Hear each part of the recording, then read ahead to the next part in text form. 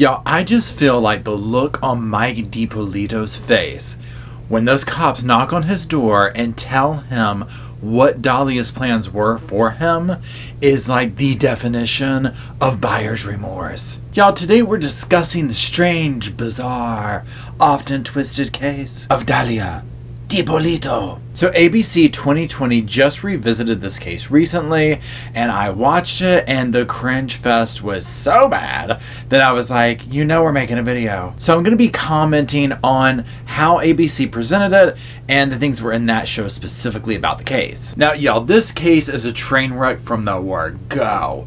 I mean, I'm going to go ahead and put it in there with Tiger King and the Valo saga. But luckily in this one, the victim lived and was able to testify against his hooker wife. Y'all, Dalia's attorney in this special said, Dalia is the most misunderstood woman in America. The perception that people have about Dalia isn't the one that I've come to know. And I'm like, dude, just go cash your paycheck and simmer down. You're at a 10 and we need you at like a 4. August 5th, 2009, reality TV history is made in Boynton Beach, Florida. Let's talk about the key players in this saga. First up is Dalia Dippolito. She was a real lovely young lady, I guess you could say, who in addition to trying to plot the end of her husband, also had what I guess you could kind of sort of say a side hustle. She was an escort. But remember, she's only selling her time, not specific services. Thank you. So the other main person in this case is Mike Dippolito. The way they met was a cute little tale that had that relationship flourished might have been a good one to tell at the Thanksgiving table to their grandchildren. He hired her off an escort site, and at first, you know, he was happy with the services. Her resume was very thorough, and she was, how would you say, well versed in her talents and skills. Y'all, she was so well versed in those that within 6 months they were married. He had left his wife and married this girl. Now, I personally thought that Mike did have this charming personality and all of the above, but he was also kind of a bad boy himself. He was involved in some kind of an investment scam where, I mean, y'all, he milked people out of tons of money. Now, he owed a ton of money, probably still owes a ton of money, but a key figure that we'll just focus on here is $191,000 in restitution. Just keep that number in mind because we'll be revisiting it later in the Cringe Fest. Okay, so let's get back to August 5th, 2009. So Dalia is at the gym on that morning, getting her workout in. When her phone rings, she doesn't answer the first time. She calls the number back, and it is a police officer. And they're basically like, look, you know, are you so-and-so? You need to get home immediately, right now. And that's what starts her 15 minutes of fame. Now, they say in here that it just happened to be a coincidence that the show Cops was filming with this police department, these detectives and all that type of stuff, but I think it's a pretty big coincidence. Nonetheless, I'm very glad they did. So, you know, of course, she doesn't know what's going on, but they have set up, I mean, I'm talking might as well be a damn movie set with background actors and craft services set up. I mean, they've got a crime scene for all crime scenes set up outside in and around where her and Mike lived. She arrives on scene, and Sergeant Frank Ramsey, this like totally super hot muscular dude, they did that totally on purpose, is the one that deals with her. And he all has his, you know, big hand on her arm, and he's like, is your husband Michael? And she's all like, yes. And then he's like, well, I'm sorry to tell you, ma'am, but he's dead. Y'all, he can't even get the last word out, and she is shaking and crying and screaming and of course trying to put her hand on his big chest and bury her head on that, and you know what I mean, just like totally cozying up to him in that way and just trying to do the thing that she does that she usually, I guess, gets her way with men. Y'all, the fake crying, it was so bad. It was so bad. And the whole time you're watching this and you're just like, oh my God, how are they not just dying? Because they all know it's fake. I mean, I would have wanted to have picked her up by her ears. So of course he's like, look, we need to take you downtown to ask you some questions. And on that note, let's talk about that cute little interrogation. So yeah, they take her to be interrogated. You know, there's this kind of like grandfatherly cop there, and he's still playing along with all this. Still playing along.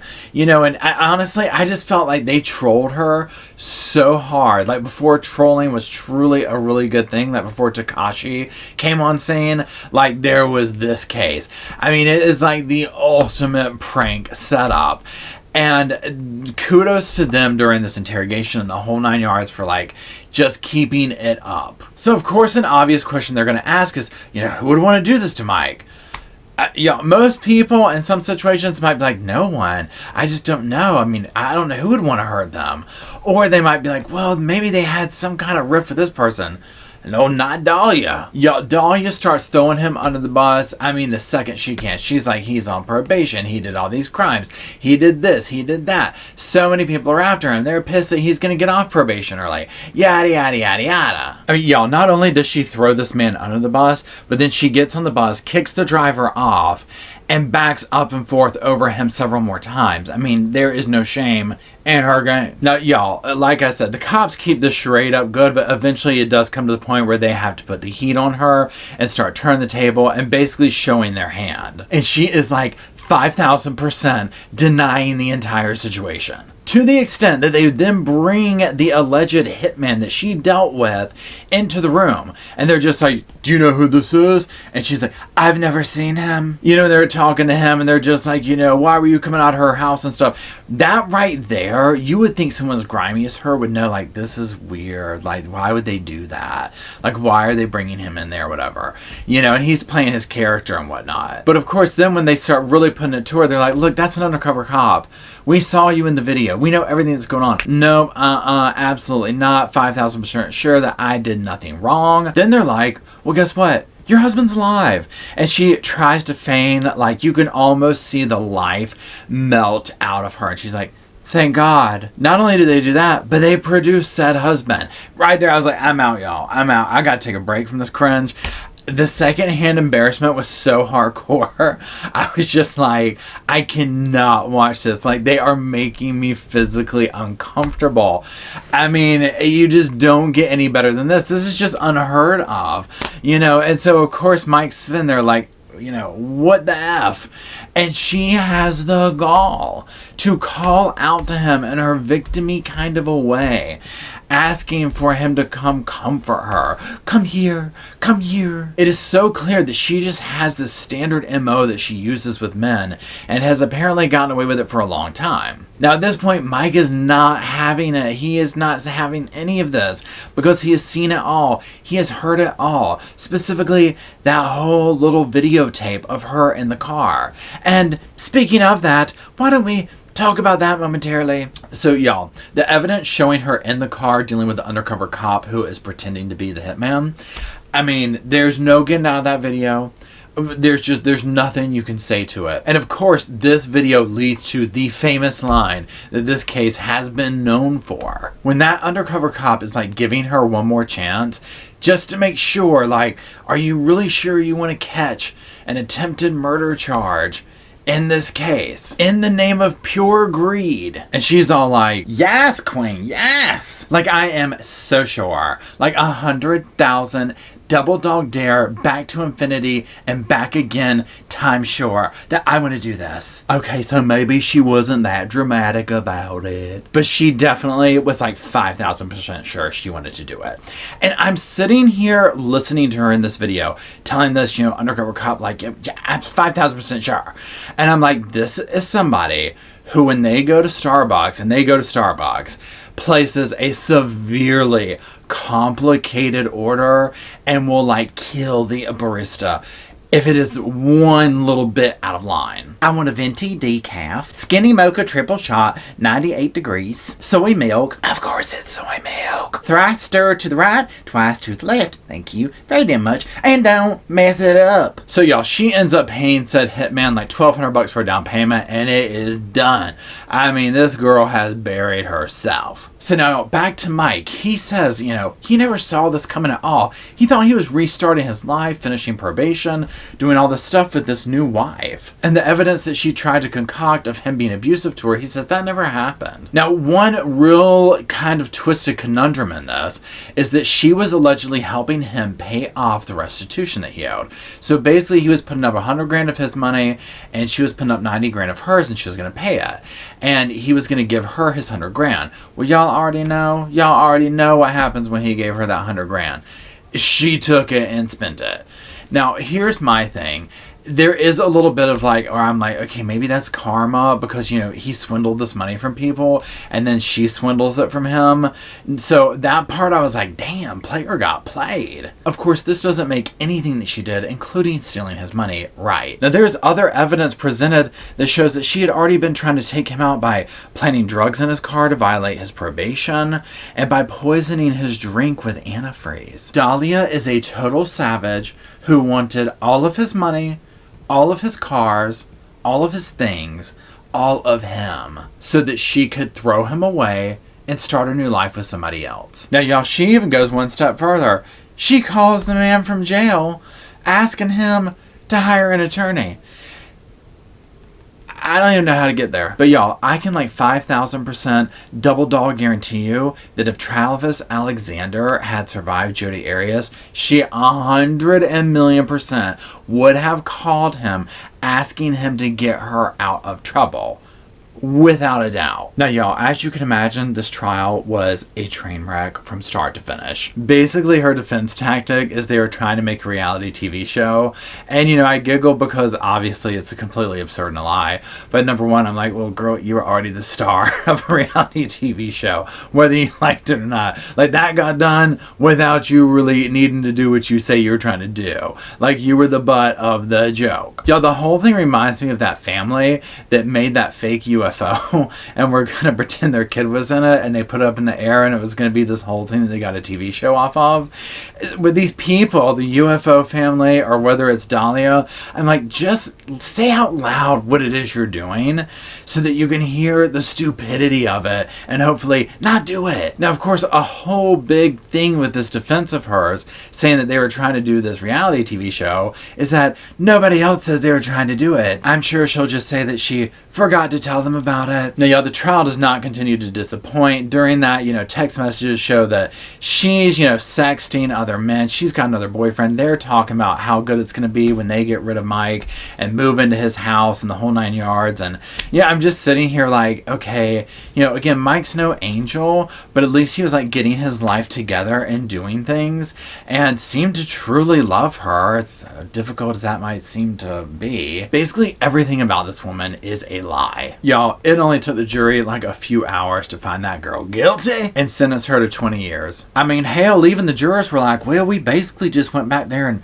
played go fish for a little bit till we felt it was socially acceptable to come out and say, guilty. However, y'all, she got an appeal. Girl won that appeal. And that's where I'm like, I'm done. You know, just open the proverbial toilet up and throw taxpayers' money down there for, you know, a year straight. Because this is ridiculous. You probably save money on that with what this cost. So she gets an appeal, and it's basically on a tainted jury panel. Basically, the jurors all heard another juror make some kind of comment about, oh, I think I heard that she had tried to poison Mike. And so, you know, that caused that. And, you know, there's a system in place for certain reasons. And on these cases where it's just like, oh my God, people, come on. You know, she's so obviously guilty. So then they gear up for a second trial. So y'all, even on the second trial, the state's basically like, yeah, we kind of took more of a laid back approach. Sounded like they just rested on that they were going to find her guilty. And so they didn't even put Mike up there, which I thought was just completely detrimental. And she's sticking with the same defense during this time about this whole reality TV show. And now she's pulled another one of her boyfriends into it, saying they were all three in on it. But again, everyone is denying this but her. Even in one of the pre-trial hearings for this, they're up there and they're asking her like to break stuff down to provide evidence for this reality TV show. And you know, the state's like, well, where's the script? And she's just a very transparent person. And she's like, what script? She's like, well, we read it, but we like didn't bring it with us. And I'm just like, girl, I can't believe that this is what y'all cooked up. I get where she was going with it. It could have been a good defense, but it's so poorly done. And because it's so fake, you know, you can't sit here and try and pull in the person you're trying to do away with to be part of your defense. I mean, it's just not going to work. Now, another bombshell during the second trial, when it actually happens, is that at the very end of it, we find out that she has an infant son. You know, her defense attorney just dropped that out there. I mean, if it couldn't get any worse, well, it turns out because, she was on house arrest. I mean, basically, she wasn't going anywhere. And so she had the monitor and all that. So she had started a fling with a repairman that came to the house to fix something. And I'm like, this is a crafty girl right here. She was like, you know what? I can't go out there and work a man over. So I'm coming here to the house to work something over here. Literally, pun intended. So y'all, this trial ends up, in a mistrial, hung jury. Like, they can't come to an agreement. And you're just like, oh my God, are you kidding me? But the state is not backing off of this. I mean, a lot of times they'd be like, look, forget it, you know what, yada, yada, yada. Oh no, luckily they take her back a third time. Y'all, they bring Mike in there again, the whole 9 yards.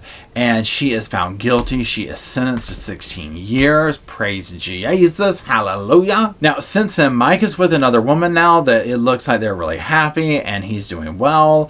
And as we can imagine, Dalia is where she belongs and she'll be there till 2032. Yeah, my thing, in case you haven't guessed, is I definitely think she's guilty. 100%. I do not think she'll be a different person when she comes out. I think she inherently is an evil person who is out for other people's stuff, Mike in this case. And I just don't think that will change. I actually think she will fit perfectly in a jail situation. Maybe even her and Jody could be roomies. So check these videos out if you want to see some of my other review of cases and popular true crime stories. And I hope everyone's safe, and I appreciate you watching. Talk to you soon.